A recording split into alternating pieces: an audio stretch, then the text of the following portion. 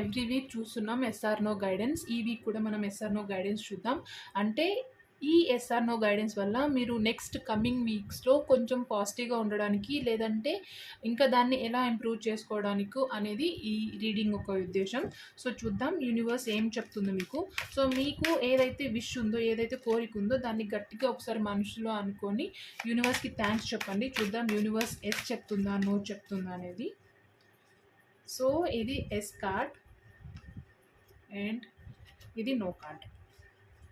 Okay, so yes card and no card వచ్చింది. So మీరు ఏదైతే అనుకున్నారో దానికి పాసిబిలిటీస్ ఎక్కువైతే నో అని కనిపిస్తున్నాయి. సో నో ఎందుకు అనేది మీరు ఒకసారి ఆలోచించండి. ఎందుకు నో వచ్చింది, యూనివర్స్ ఎందుకు నో చెప్పిందంటే ఏదో సంథింగ్ అది మీకు వర్త్ కాదు అయి ఉండొచ్చు, లేదంటే సమ్వేర్ ఏదో ఇంకా మంచిది అయి ఉండొచ్చు అనేది.